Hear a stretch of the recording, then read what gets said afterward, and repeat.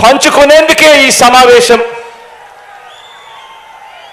గతంలో ఎప్పుడైనా కూడా గమనిస్తే ఎన్నికలకు ముందు పార్టీలు మేనిఫెస్టో అని చెప్పి, ఎన్నికల ప్రణాళిక అని చెప్పి రిలీజ్ చేస్తాయి. ఎన్నికలు అయిపోయిన తర్వాత చెత్తబుట్టలో వేస్తా ఉన్న సాంప్రదాయాన్ని మనం చూసాం.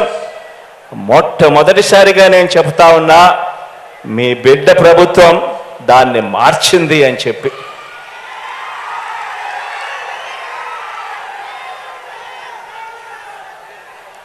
మనం మార్చాము కాబట్టే, ప్రజలకు మనం దగ్గరయ్యాము కాబట్టే ప్రతి ఇంట్లోనూ మీ బిడ్డను, మీ బిడ్డను, మన వైఎస్ఆర్ కాంగ్రెస్ పార్టీని తమ పార్టీగా ప్రజలు భావిస్తూ ఉన్నారు. కాబట్టి చంద్రబాబు లాంటి 75 ఏళ్ళ వయసు మళ్ళిన నాయకుడు, ఆ చంద్రబాబు నాయుడు గారు ఒంటరిగా పోటీ చేసే ధైర్యం లేక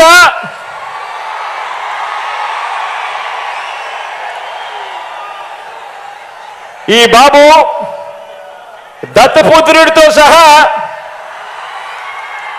ఇతరులతో పొత్తు కోసం వెంపర్లాడుతా ఉన్నాడు అనంటే దాని అర్థమేమిటో ఆలోచన చేయమని అడుగుతా ఉన్నా.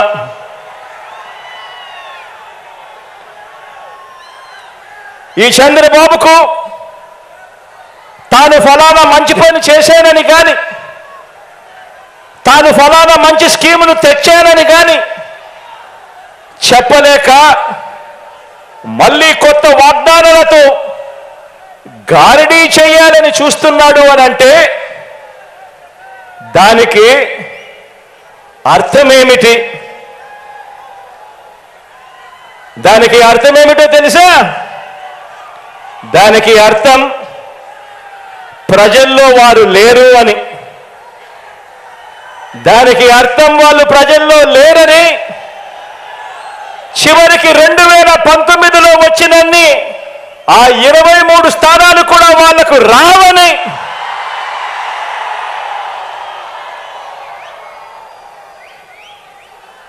$175 స్థానాల్లో కనీసం పోటీ పెట్టేందుకు వాళ్లకు అభ్యర్థులు కూడా లేరని.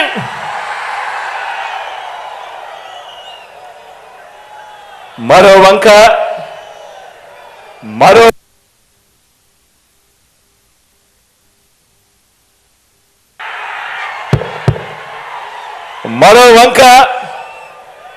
మన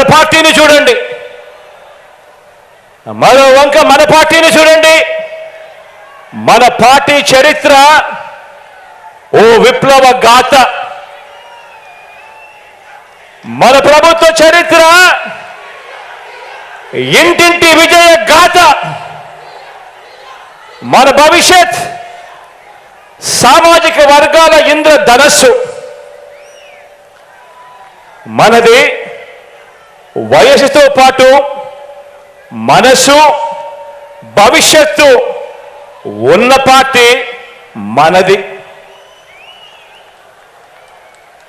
గడిచిన 56 నెలల్లో, గడిచిన 56 నెలల పాలనలో అన్ని రంగాల్లోనూ చిత్తశుద్ధితో సంక్షేమము, అభివృద్ధి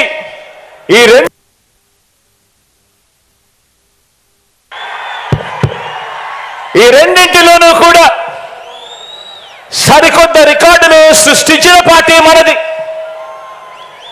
మన పార్టీ మేనిఫెస్టోలో ప్రజల వాగ్దానాలను ఏకంగా 99% నెరవేర్చిన పార్టీ మనది.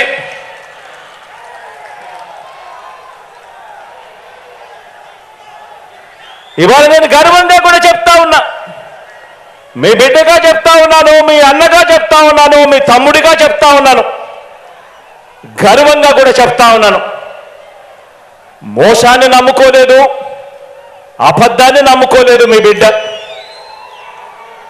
మనం చేసిన మంచిని, ఇంటింటికి చేసిన అభివృద్ధిని నమ్ముకొని ఈరోజు ప్రజల దగ్గరికి మళ్ళీ వెళ్తా ఉన్నాడు మీ బిడ్డ అని కూడా గర్వంగా ఈ సందర్భంగా చెప్తా ఉన్నా. మనది పేదరికము, అసమానతల సంఖ్యలను, పేదరికము అసమానతల సంఖ్యలను బద్దలు కొట్టి ప్రతి పేద కుటుంబానికి మంచి చేస్తూ 21వ శతాబ్దంలోకి ఆ పేదలందరినీ కూడా నడిపిస్తా ఉన్న మనసున్న బాధ్యత గల ప్రభుత్వం మనది అని చెప్పడానికి కూడా ఈ సందర్భంగా గర్వపడతా ఉన్నా. మీరే చూడండి, ఇంటింటికి వెళ్ళి కొన్ని విషయాలు ప్రతి పేద కుటుంబానికి వివరించండి. 75 రోజుల్లో ఎన్నికల యుద్ధం ఆలోచన చేయమని అడుగుతా ఉన్నా. ప్రతి ఒక్కరి భుజస్కంధాల మీద కూడా బాధ్యత పెడతా ఉన్నాను. ఇంటింటికి వెళ్ళి కొన్ని విషయాలు ప్రతి పేద కుటుంబానికి వివరించాలి. మరో 70 రోజుల్లోనే ఎన్నికలు. ఈ యుద్ధం అబద్ధానికి నిజానికి మధ్య ఈ యుద్ధం జరుగుతూ ఉంది. మోసానికి విశ్వసనీయతకు మధ్య ఈ యుద్ధం జరుగుతూ ఉంది. ఈ ప్రతి విషయము కూడా ప్రతి ఇంట్లో కూడా వెళ్ళి చెప్పాలి. మీరే చూడండి, 650 వాగ్దానాలు చంద్రబాబు నాయుడు గారి 2014 మేనిఫెస్టోలో ఆయన ఇచ్చింది. అందులో 10% కూడా అమలు చేయని ఆ చంద్రబాబు ఒకవైపున ఉన్నాడు అని చెప్పి ఆ ప్రతి ఇంటికి వెళ్ళి చెప్పండి. మరోవైపున మీ జగనన్న ప్రభుత్వం ఇచ్చిన వాగ్దానాలలో 99% అమలు చేసి ప్రతి ఇంట్లోనూ కూడా సంతోషాన్ని చూసి సమ్మరపడతా ఉన్న ప్రభుత్వం మీ జగనన్న ప్రభుత్వము అని చెప్పి ప్రతి ఇంటికి వెళ్ళి చెప్పండి.